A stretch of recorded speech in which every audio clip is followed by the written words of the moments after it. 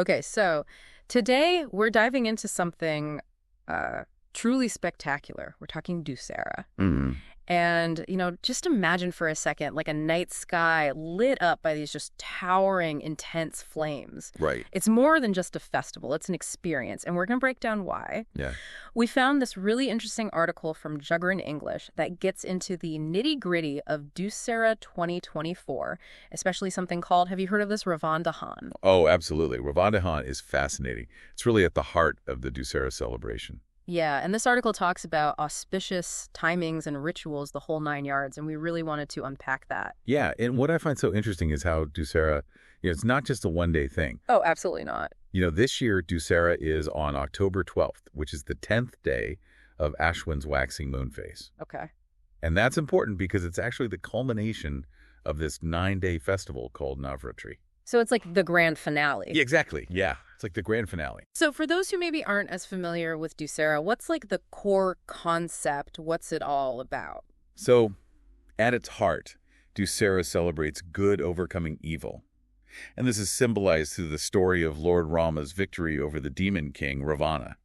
Okay, so we're talking epic battles, 10-headed demon king. Exactly. Chariots, the whole thing. It's the stuff of legends. Absolutely. But it's more than just an ancient story, right? Like this idea of burning away that the article mentions, it really stood out to me. And it talks about this thing, Ravan Dahan, which already sounds kind of intense just by the name. It's pretty intense, just visually. It's incredible. Picture these huge effigies of Ravana, his brother Kumbhakarna, and then his son, Meghnad. Wow. All stuffed full of fireworks, and then they set them on fire. Okay, so it's a whole thing. It's a whole production. And each figure represents something.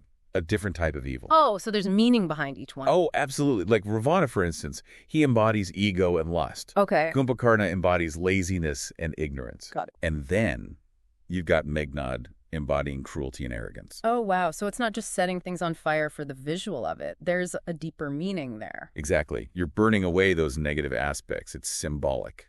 And what I found interesting in the article? It says that the best time, like the most auspicious time for this Ravan Dahan is between sunset and 10:33 p.m. Very specific. Yeah, so there's like a small window. What's the significance of that?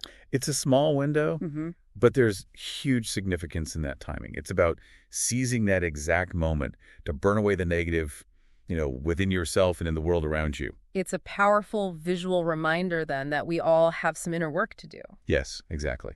I like that. Yeah, absolutely. So that brings us to the heart of it all, right? Like after all the fireworks are done and the celebrations kind of die down, what stays with us after Dussehra? What's that lasting impact? I think it reminds us that struggle between good and evil, it's not just a one-time thing. It's not like a one-and-done kind of deal. It's ongoing. It's this constant process, both within ourselves and in the world around us. It's a choice. Yeah, exactly. It's a choice we're making every day. Choosing light over darkness, courage over fear. Right, compassion over selfishness.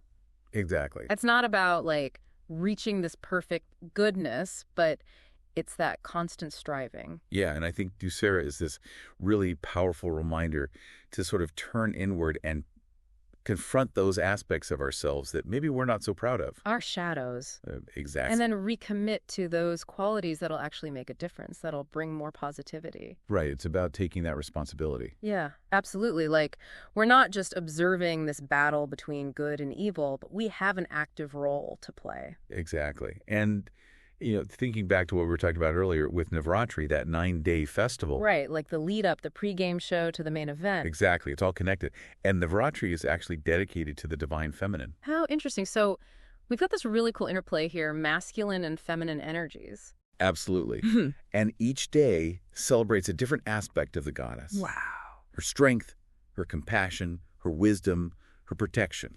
So it's recognizing and honoring those qualities within all of us, you know what I mean? Exactly. Regardless of gender. Exactly. So we're celebrating, good over evil, but we're acknowledging all these different aspects of the divine. Yes, exactly. And it goes back to those puja rituals. Okay. You were talking about Lord Rama, Goddess Sita, Lord Hanuman. Honoring them. Yeah. Their stories are so important, and I think they sometimes get a little bit, overshadowed. Overshadowed, exactly. By the Rama's victory. Right. Rama's the big hero, but Their roles are so crucial to understanding Dussehra on a deeper level. Yeah.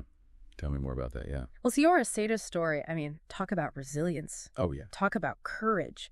Her faith never wavers. It's incredible. Despite going through some really, really tough stuff. Oh, the worst. Good. But she stays strong. She stays true to herself. And I think she teaches us about inner strength, Absolutely. Like, what are you made of? What do you stand for? Yeah, having that courage to stand up for what's right, even when things are hard. Yes, exactly. And then there's Hanuman. Okay. Pure devotion, selfless service. Yeah, he's the best. He's amazing. He uses his strength, his abilities to serve Rama and fight for good. He's all about that greater good, isn't he? Yes, absolutely.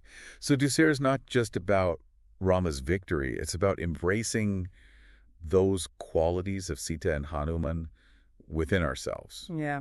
It's about tapping into our own strength. Yes. It's like we're supposed to find those qualities in ourselves, that Rama, Sita, Hanuman, and really use them. Exactly. Like to deal with life, right? And what's so amazing is those qualities are universal. Oh, yeah, sure. It's not just, contained to this one story. Mm-hmm. They apply across cultures, across It's time. endless, exactly. It's that reminder that we can all be great. We have that potential within us, absolutely. Yeah, and that's pretty awesome. And it's not about being perfect, right? It's about constantly growing. Exactly. Yeah. You're never going to arrive. It's a continuous journey. And Dussehra's like, it's okay to be flawed. Yeah, acknowledge those flaws. We've all got our Ravanas, right? We do. We all do. Uh, But then what are you going to do about it? Exactly. That's what the festival's all about, right? And it gives you this really cool way to do that. The rituals, all the symbolism, these stories that have been around for like forever. For generations and generations, yeah. You mentioned earlier like that auspicious timing with the Ravan Dahan between sunset and 10.33. What's the deal with that specific time? So sunset, in the Hindu tradition, it's seen as this incredibly potent time. Okay. The veil's really thin between like the physical and spiritual worlds. Interesting. A time for reflection, for letting go. It's like a heightened sense of like spiritual awareness or something. Exactly. So you're burning away Yeah. those Ravanas at this time when you're almost like more connected to yourself. Powerful. And then it has to be done by 10.33. Why that cutoff? So in astrology, that time is associated with this really powerful planetary alignment.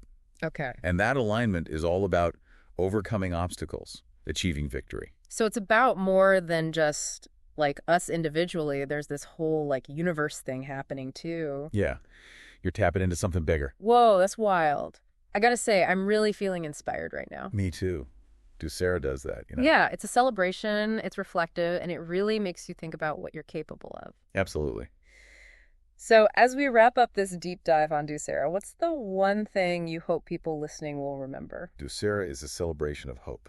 Ooh, I like that. It reminds us that no matter how hard things get, light always wins. There's always that possibility for good to triumph. Right? Always. And you have that power within you. That's awesome. And if anyone ever gets the chance to actually experience Dussehra, I highly recommend it. Oh, definitely. Go see it in person. It's like nothing you've ever seen. The effigies, the energy, the feeling of unity, it's unforgettable. It's a powerful, powerful experience. It really stays with you. So as we wrap things up here, we want to leave you with something to think about. What's that Ravana you want to burn away in your life? What needs to go? Yeah. And what qualities do you need to embrace to really step into your power? Think about it. Until next time, remember, light always, always prevails.